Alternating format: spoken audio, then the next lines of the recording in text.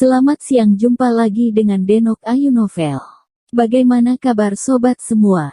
Sebelum kita mulai cerita ini, ayo kita subscribe, like, komen, share dan nyalakan loncengnya untuk mendapatkan notifikasi terbaru ketika Mimin mengupload video barunya. Menantu terbaik bab 145. Berapa banyak uang yang berharga untuk hidupmu? Tentu saja itu benar. Itu kebetulan. Aku akan pergi ke rumah sakit untuk mencarimu. Gong Sun meneleponku. Xie Changfeng menoleh untuk melihat Lin Yu, dan berkata dengan prihatin, Jiarong, mengapa kamu menyinggung Departemen Intelijen Militer? Saya juga tidak tahu. Lin Yu tersenyum pahit. Saya bertemu dengan seorang pengemis yang membuat masalah di klinik medis kami sore ini, seolah-olah itu adalah buronan yang ingin mereka tangkap. Tetapi pengemis itu lari dan mereka menangkap saya. Anda harus berhati-hati ketika berurusan dengan Departemen Intelijen Militer ini. Mereka adalah salah satu departemen misterius China yang tidak terbuka untuk umum. Otoritasnya tidak normal. Jika Tuan Guo sedang tidak sehat, saya khawatir saya tidak akan dapat melindungi Anda. Ayo, Xie Changfeng mendesak. Diam-diam Lin Yu terkejut. Ini di wilayah Qinghai, dan bahkan Xie Changfeng tidak dapat melindungi dirinya sendiri. Itu menunjukkan betapa menakutkan kekuatan Departemen Intelijen Militer. Sekretaris Xie, apakah ini Presiden Guo yang Anda katakan sakit parah? Lin Yu bertanya. Saya mungkin perlu kembali dan mengambil tas jarum. Mendengarkan apa yang dikatakan Xie Changfeng barusan, identitas Presiden Guo tampaknya sangat tidak biasa. Jadi dia secara alami perlu lebih berhati-hati. Ini tidak serius, mungkin saya datang ke daratan tiba-tiba, dan saya tidak puas dengan tanah dan air, dan kepala saya sakit. Dia mengatakan bahwa dia mengalami masalah ini ketika datang ke daratan sebelumnya. Xie Changfeng menyuruh sopir untuk pergi ke Huisengtang dulu, dan biarkan Lin Yu mengambil jarum perak. Karena identitas Guo Zhaozong, Lin Yu secara khusus mengambil set jarum perak naga dan phoenix yang diberikan Chu Yunwei kepadanya kali ini. Dia tahu bahwa karena itu adalah sakit kepala dan demam otak, dia hanya bisa menemukan dokter untuk mengobatinya. Alasan mengapa Sekretaris Xie menemukan dirinya adalah untuk wajah Qinghai, jadi Lin Yu secara alami harus datang dengan spesifikasi peralatan tertinggi kali ini untuk membantu Sekretaris Xie. Dukung wajah Anda. Guo Zhaozong tinggal di hotel bintang 5 bernama Junzun di Qinghai, yang dikatakan sebagai salah satu propertinya sendiri. Setelah Lin Yu mengikuti Xie Changfeng ke atas, ruang pribadi presiden penuh dengan pengawal hitam, tidak lebih kecil dari saat Chu Yunxi datang terakhir kali. Sekretaris Xie, maaf, tersinggung. Pengawal itu berkata dengan nada minta maaf kepada Xie Changfeng, dan kemudian memerintahkan orang-orang untuk mencari mayat Xie Changfeng dan Lin Yu. Yang membuat Lin Yu sedikit terdiam adalah ketika mereka mencari Xie Changfeng, mereka hanya memberi isyarat simbolis, tetapi ketika mereka mencari sendiri, mereka menyentuh luar dalam, bahkan menyalakan detektor logam di kotak akupuntur mereka. Pindai dengan hati-hati beberapa kali. Presiden Guo, Sekretaris Xie ada di sini, dan dia juga membawa seorang dokter. Setelah pengawal itu menyelesaikan pemeriksaan kepalanya, dia mengambil walkie-talkie dan berkata, Kumohon, kumohon. Sebuah suara dengan cita rasa Hong Kong yang kuat keluar dari intercom. Oh, Sekretaris Xie, Anda terlalu sopan. Saya katakan, ini hanya masalah kecil. Saya bisa istirahat beberapa hari. Begitu Lin Yu dan Xie Changfeng memasuki pintu, mereka melihat seorang pria paruh baya yang mengenakan pakaian kasual golf dengan tergesa-gesa mendekat dan berjabat tangan dengan Xie Changfeng. Kemudian dia mengulurkan tangannya ke Lin Yu, halo. Lin Yu terkejut, dan dengan cepat mengulurkan tangan dan menjabat tangannya. Dia tidak berharap Fusang Guo ini begitu mudah didekati. Mungkin itu karena wajah Xie Changfeng. Setelah duduk, Lin Yu tidak bisa tidak melihat wajah Guo Zhaozong dan menemukan bahwa dia sendiri terlihat jauh lebih muda daripada foto online. Ada lebih dari 50 orang, dan sangat bagus bisa mempertahankan kondisi mental 30 atau 40. Tuan Guo akan membuat 2 tembakan. Xie Changfeng melirik gaun Guo Zhaozong dan tersenyum. Ya, siap keluar untuk mencari udara segar. Ini membuatku panik di hotel, dan sakit kepalanya semakin parah. Seperti yang dikatakan Guo Zhaozong, dia mengeluarkan cerutu dari pelembab, memotongnya dengan cerutu dengan rapi, dan menyerahkannya kepada Xie Changfeng. Saya tidak merokok. Xie Changfeng tersenyum dan melambaikan tangannya.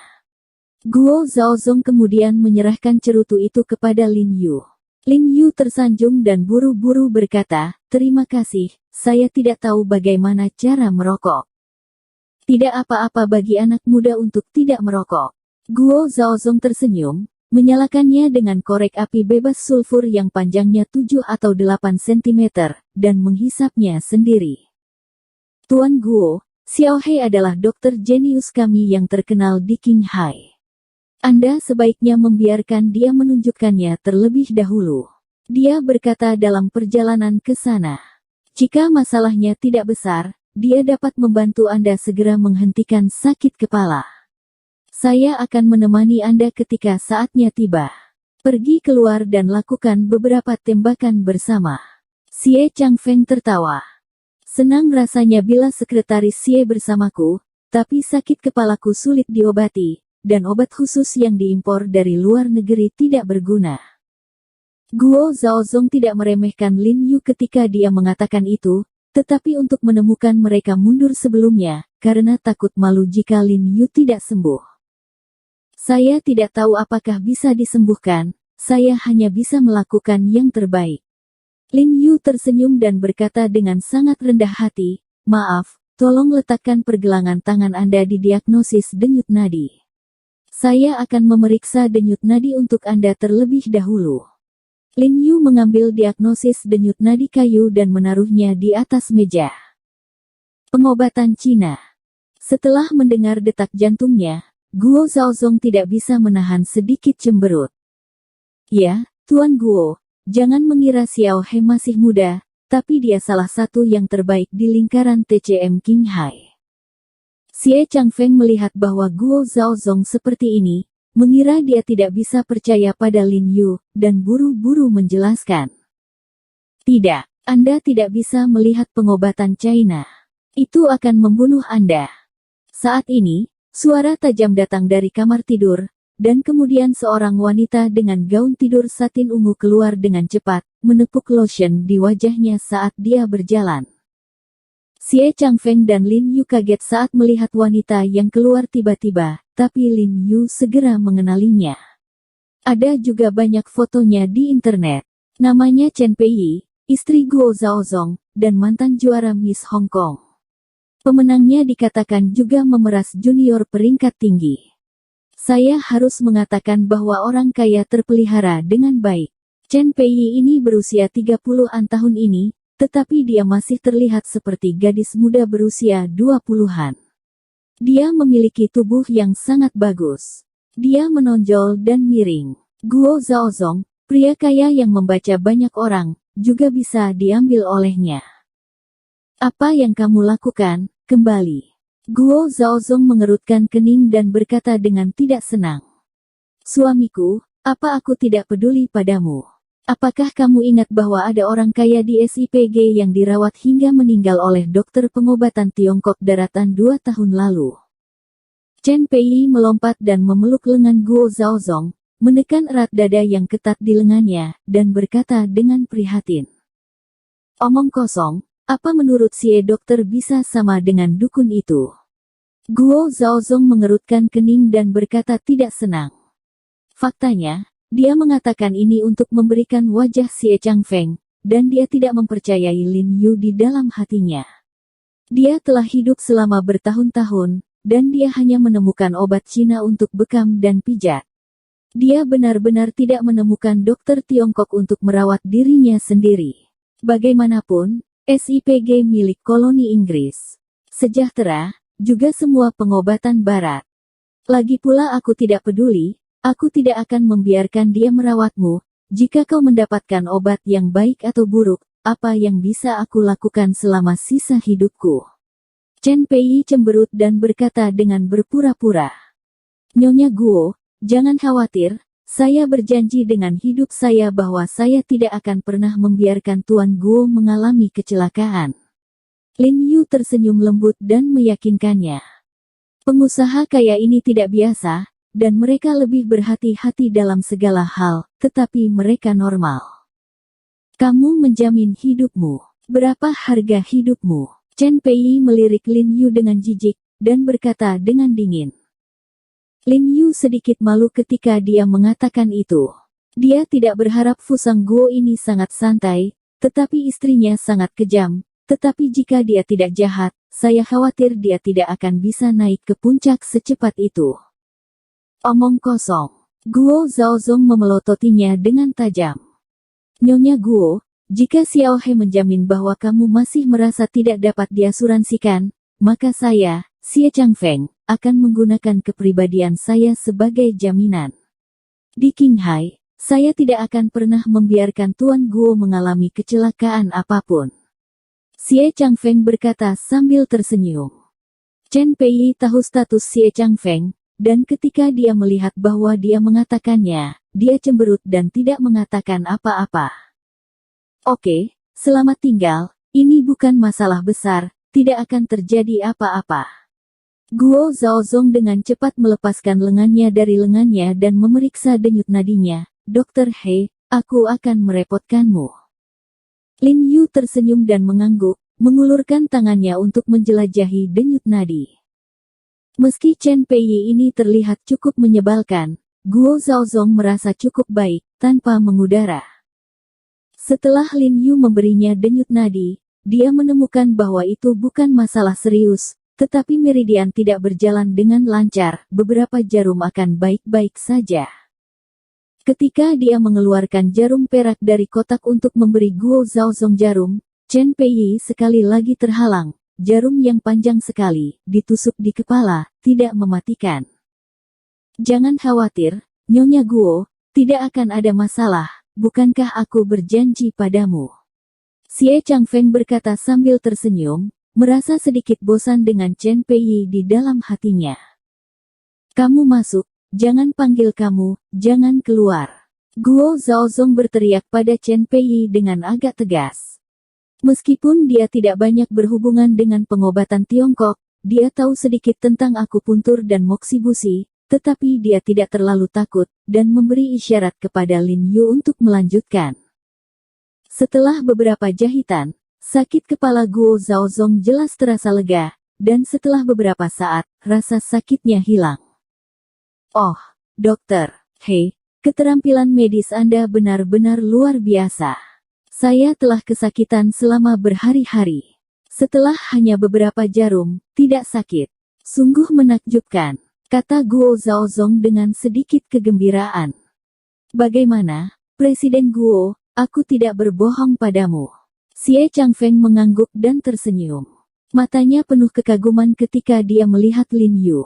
Jahitannya yang sederhana sangat penting bagi Qinghai.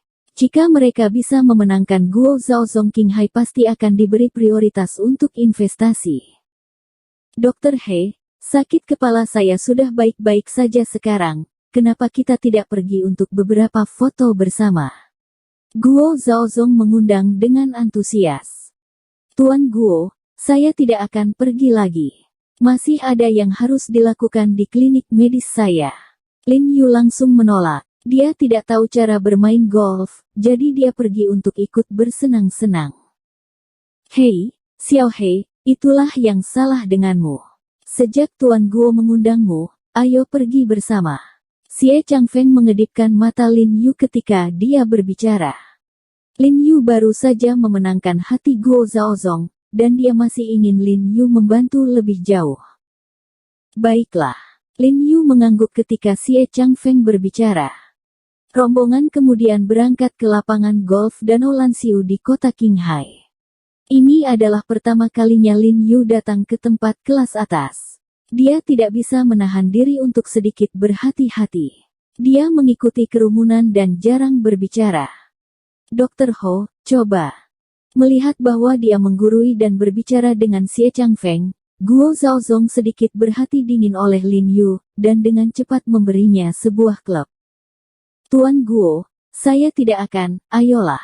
Lin Yu tersenyum dan melambaikan tangannya. Chen Pei juga berubah menjadi rok pendek kasual saat ini. Melihat tampilan terkendali Lin Yu, dia tidak bisa membantu mengutuk roti tanah dengan suara rendah. Meskipun Lin Yu menyembuhkan sakit kepala Guo Zhaozong, dia tidak menghargainya. Golf ini, posturnya harus benar, kata Guo Zhaozong sambil mengatur postur tubuhnya, melihat ke kejauhan, lalu membungkuk, mengangkat lengan, memutar bahu, dan melakukan pukulan yang rapi. Karena dia bergerak terlalu keras, liontin di lehernya terlonjak keluar. Lin Yu tidak bisa membantu tetapi coraknya berubah ketika dia melihat liontin di lehernya, dan berkata dengan kaget, Tuan Guo, dari mana kamu mendapatkan liontin ini? Bersambung. Terima kasih kepada kalian yang telah menonton video ini. Jangan lupa tekan tombol subscribe-nya dan nyalakan notifikasinya untuk mendapatkan video-video seru lainnya dari Denok Ayu Novel.